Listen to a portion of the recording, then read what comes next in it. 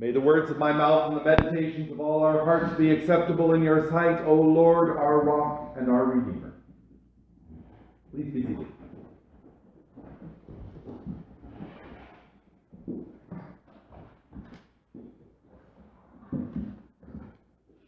I had 2 care home services earlier this week, so I really had thought about these readings, and I thought I knew exactly what I wanted to talk about. And I still will talk about that. But just yesterday, I read a reflection on the reading from Ruth, written by one of my professors at VST, who's a priest in Vancouver. And it kind of made me realize I had missed something there that's important to talk about as well. But I'll start with, both of them, the Gospel and the reading from Ruth, are both about widows. They're about justice. Because in that time, a widow had no place in society. Unless they had sons to take care of them, they had no income, they had no home, they had no property. It all belonged to the men. So we have the widow in the Gospel who gives her 2 coins. She gives some of what she really, really needs in order just to feed herself. And we have the rich man who gives out of his abundance. He gives his tithe, his 10%, the same as the widow. But for him, that makes no difference in his life. That 10% doesn't change one bit what his lifestyle is like, because that's his extra money. Once he gives that, he still has extra money.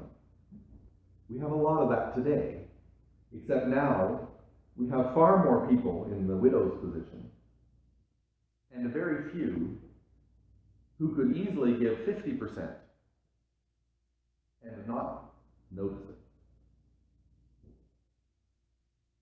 That's about justice, and Jesus saying that this whole idea of a flat tithe, it just doesn't work. At least not if you don't include the other things that go with the tithe that Israel already wasn't doing. Every 7 years they were supposed to forgive all loans. So if you owed money, you get to that 7th year, you don't owe money anymore. And then every 50 years there was supposed to be a year of Jubilee. And in the year of Jubilee, all land would revert to its original owner. Now, how would that change things in North America? It would be pretty different. But Jesus is saying that the tithe doesn't work. That method of taxing and of giving to the church, to the synagogue, doesn't work. Because it places a huge burden on those who have nothing. And for those who have abundance, it's pocket change.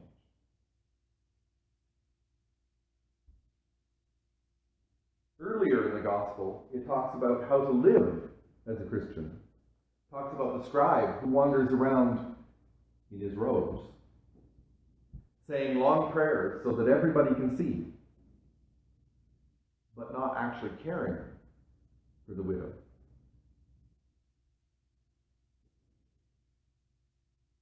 That's not the way to live as a Christian. Yes, it's fine if people know, and we're supposed to tell people why we do what we do, but it's about why we do what we do, not I'm better than you because I'm a Christian. I do these things because I'm a Christian. This stuff is important because I'm a Christian. It doesn't make me any better than you. It doesn't make me special. It's just who I am. And it's my actions which define that. It's how I care that defines that. Not what I look like. So that's our gospel. But then we have this reading from Ruth, which is also about widows. In this case, two widows. We have Naomi, who went away to a foreign land. And there she lost both her sons and her husband, and was left with a foreign daughter-in-law, and decides to go home and try and make a life there. Now, this is shortly after Israel returned from exile. And at that point, everybody was turning inward. And in other books in the Bible, it even talks about how there are laws against anybody who is one of the Hebrew people marrying outside of the nation of Israel, marrying a foreigner. It's against the law. And so here Naomi is coming back with her daughter-in-law, who is a foreigner and a widow. Two things which make it basically impossible for her to get a husband. So Naomi comes up with a plan. And it's actually a fairly sneaky plan, and it's one that, because we don't really understand the idioms of the ancient Hebrews, we don't really get. She tells her daughter-in-law to go uncover Boaz's feet and lie down next to him. That's pretty strange. Unless you know that they used feet kind of the same way that Shakespeare used horse.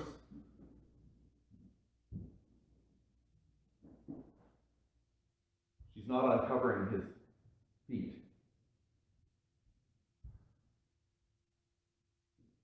So she uncovers him and lies down next to him. And what you might expect to happen does. And she ends up being the great-grandmother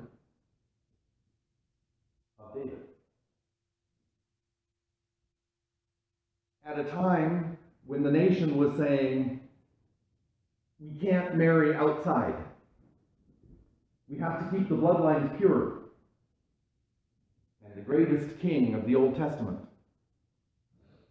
has a foreign great-grandmother.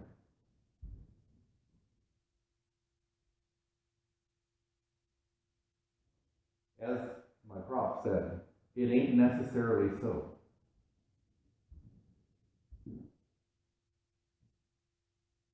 Looking at what society says should be right, saying these are the rules. This is how you must live.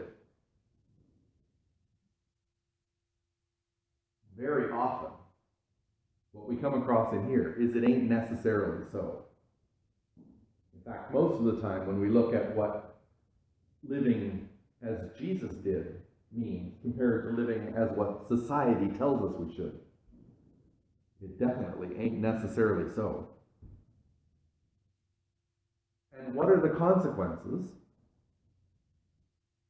of not buying in to the prevailing culture? Well, right now, if we were to absolutely buy into what's the prevailing culture, we have a huge fight against doing anything about climate. We have an increasing extremism in all religions.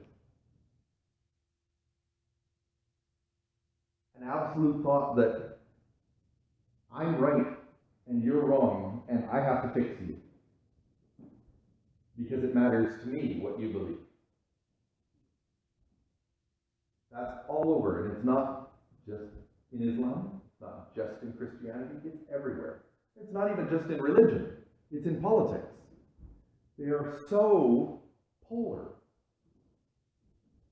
And it's not even that necessarily they want things particularly different. It's that somehow, even though you're trying to accomplish the same thing, you can't work with each other because you're the other side.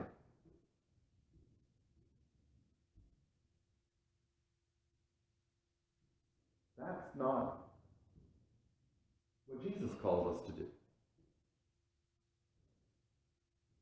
It's to look for the image of God in everyone.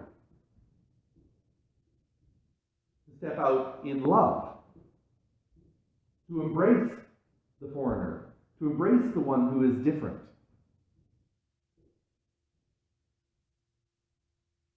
To care for the oppressed. Not to come up with new ways to oppress them, which is happening with constant reductions in social services. Like, why don't they help themselves? Well, because once you reduce those services, there is no way out. There's a recent park, I can't remember where it is, where they built all the tiny houses for the homeless. And it was just raided. People were arrested for trespassing and the houses were torn down. That's in Canada.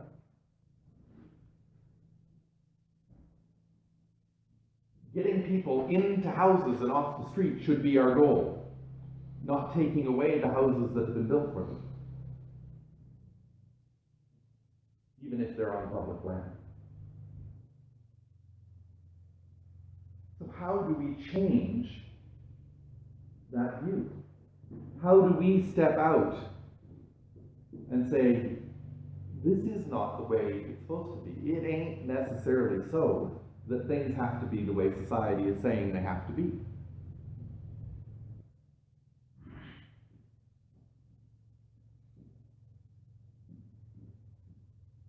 One at a time.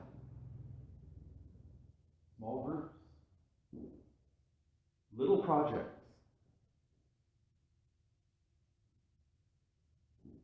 Writing letters. Anything to say, I don't agree. It has to be different. Doesn't matter what the rules say in this case. It doesn't work. It's not just.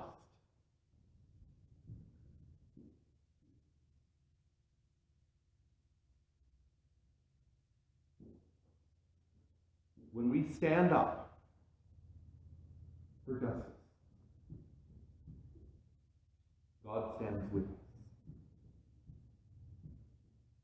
Or more accurately, we're standing with God. And with God's help, the world will change.